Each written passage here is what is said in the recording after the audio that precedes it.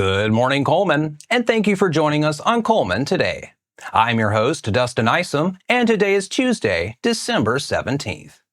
Coming up on Cullman Today, local volunteers honor our fallen heroes by laying over 1,000 wreaths at Cullman City Cemetery. Cullman First Baptist Church brings holiday cheer with noontime Christmas concerts. And the Cullman Police Department spread holiday joy during their annual Shop with a Cop event. All this plus sports, weather, and more, but for now, let's dive into the top stories happening in Cullman today. A Hanceville man was killed in a single-vehicle accident Saturday evening in Morgan County. Alabama state troopers identified the victim as 40-year-old David C. Acuff. According to a release from the Alabama Law Enforcement Agency, around 5:09 p.m., Acuff was driving a 2008 Chevrolet Aveo 5 when his vehicle left Union Hill Church Road near Pitts Road, about 3 miles west of Eva. The car struck a mailbox, hit a culvert, and then overturned. Troopers report that Acuff was not wearing a seatbelt, was ejected from the vehicle, and was pronounced dead at the scene. The crash remains under investigation by the Alabama Law Enforcement Agency's Highway Patrol Division. And in other news, Cullman First Baptist Church is hosting the Noontime Christmas Carols and Inspired Arrangements concerts featuring organist Don R. Hirschbruner. The free concerts run daily now through Saturday, December 21st from noon until 12:30 p.m. With more from Cullman First Baptist Church, here's our own Jen Baker. Cullman First Baptist Church is having a noontime Christmas carols and inspired arrangements presented by organist Don R. Hirschbruner.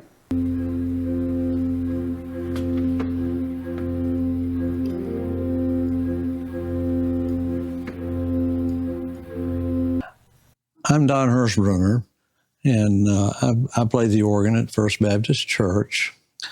I've been playing an organ of some sort for probably the last 50 years. And I've elected to do these short programs during the Christmas season just to let people come in and have some quiet time, be able to listen to beautiful music. We're playing quite a variety of music. The music ranges from 17th century through the 21st. I've tried to have 6 different programs, not the same one every day, but everyone's welcome. You know, there is no charge for admission here.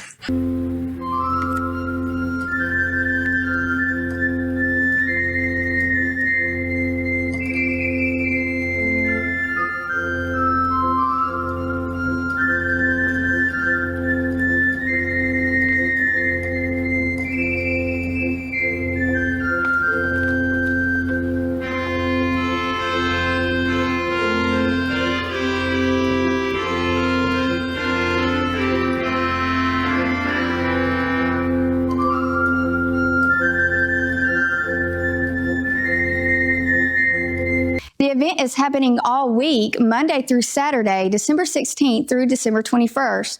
It will be at 12 to 12:35. Come out and enjoy. I'm Jen Baker with the Cullman Tribune. Thanks, Jen. And to finish up our top stories this morning, Governor Kay Ivey has announced additional funding to aid victims of domestic violence across Alabama. 14 shelters statewide, including Victim Services of Cullman County, will receive support from the state's Domestic Violence Trust Fund. This fund is generated through a marriage recording fee and was established in 2015, endorsed by then-Lieutenant Governor Ivey. Ivey said, "These funds are key to helping provide safe havens for domestic violence victims and innocent family members who must escape abusive situations." Just over $105,000 in additional funding was awarded to the Alabama Coalition Against Domestic Violence to monitor and assist regional agencies. The State Office of Prosecution Services will receive $80,000 to investigate and prosecute domestic violence cases. Appropriations are based on factors like service area population and the number of domestic violence incidents. The Alabama Department of Economic and Community Affairs, known as ADECA, manages the trust fund. ADECA Director Kenneth Boswell noted, Governor Ivey has continually demonstrated her concern for domestic violence victims and family members by backing measures like the Domestic Violence Trust Fund. In the first 3 quarters of 2024, a total of $1.1 million was distributed to agencies assisting victims. Funding amounts are directly tied to the marriage recording fees collected. And that's all for our top stories this morning. When we come back, we'll see how the Alabama Crimson Tide and the Auburn Tigers fared on the basketball court over the weekend. Sports is up next.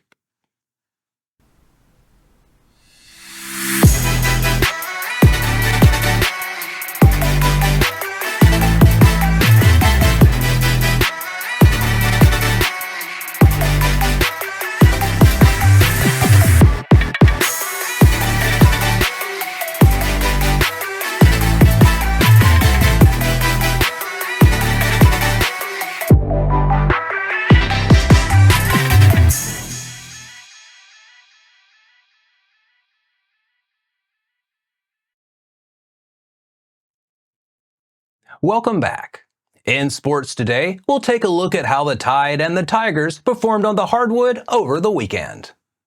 Alabama avenged last season's loss to the Creighton Blue Jays with an 83-75 victory in front of a sold-out crowd at Cullman Coliseum on Saturday night. Mark Sears scored a season-high 27 points to go with 6 boards and a team-leading 4 assists to lead the Crimson Tide to its 8th win of the season. In addition to Sears, LePere and Philon added 16 points, and Darian Reed scored 12 off the bench for his 3rd double-digit scoring night in the last 4 games. The Crimson Tide controlled the rebounding battle from beginning to end, led by Grant Nelson's game-high 10 boards, giving him his 3rd double-digit rebounding game this season. The Blue Jays had 4 players reach double digits, led by Steve Ashworth's 20 points. Preseason All-American Ryan Kalkbrenner added 18 points, 7 rebounds, and a pair of blocked shots. Alabama will take its final non-conference road trip to face North Dakota on Wednesday. Tip-off is set for 8 p.m. and will be televised on the CBS Sports Network. Over in Atlanta, Janai Broome produced Auburn's first 20-point, 20-rebound game in 35 years, to help the Tigers overpower Ohio State 91-53 at State Farm Arena in this year's Holiday Hoopsgiving. Broome scored 21 points and grabbed a career-high 20 rebounds, the first Tiger to register a 20-20 game since Kevin Artister did in 1989. Dylan Cardwell nearly registered his own double-double, scoring 10 points and pulling down 8 rebounds. Auburn's big men, Broome and Cardwell, combined for 31 points, 28 rebounds, 8 assists, 7 blocked shots, and 0 turnovers in 51 minutes. Ohio State, known for its three-point shooting, made only 1 of 9 three-point attempts in the first half, while Auburn hit 9 of 16, taking a 49-21 halftime lead on Tahad Pettiford's lob to Cardwell in the final minute. Auburn will return to Neville Arena tonight to host Georgia State at 7 p.m. on SEC Network Plus and the Auburn Sports Network. And that wraps up sports for today. After the break, we'll bring you 4 stories in under 4 minutes, including local volunteers honoring veterans, holiday festivities in Good Hope, and a youth group's act of kindness. We'll be right back.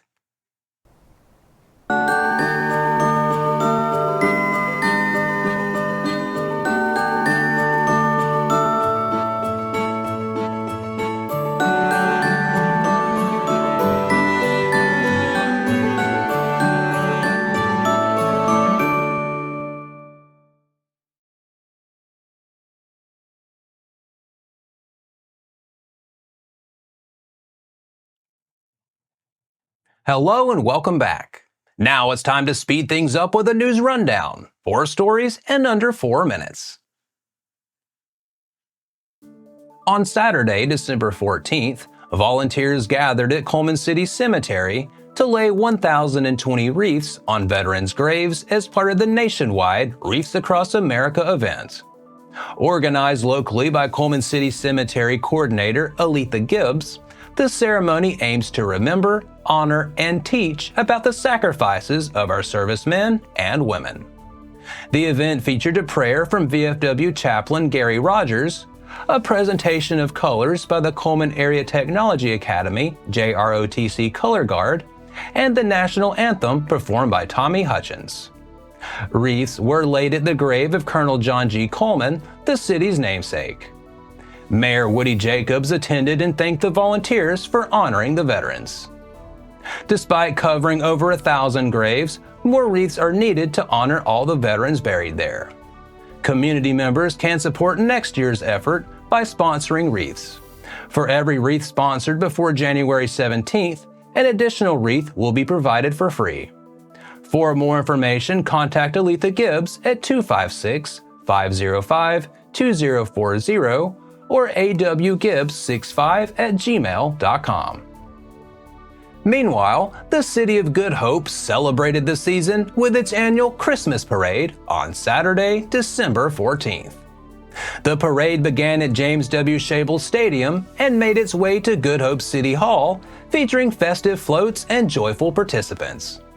After the parade, the festivities continued with Christmas in the Park at Good Hope Municipal Park. Families and friends gathered to enjoy holiday activities, making a cheerful start to the community's Christmas celebrations.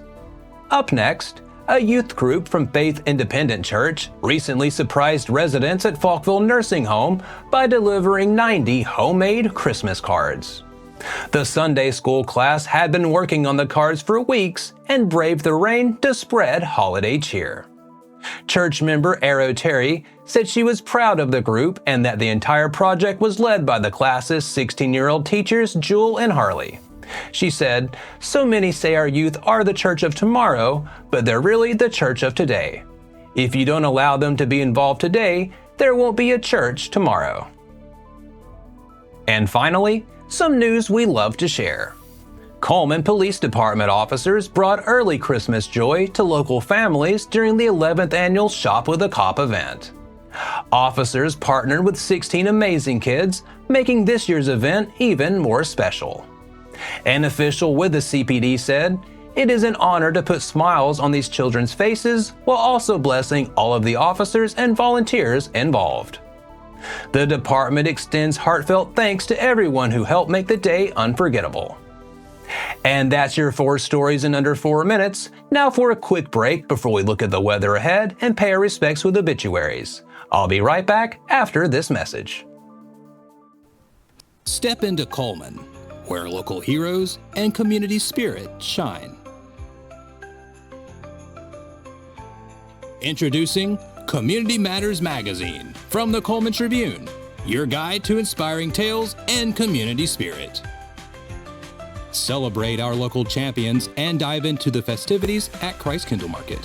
Feel the season's cheer and discover stories that inspire.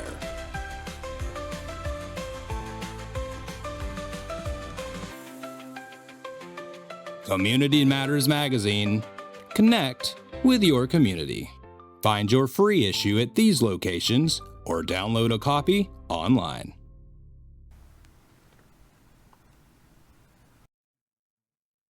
Welcome back.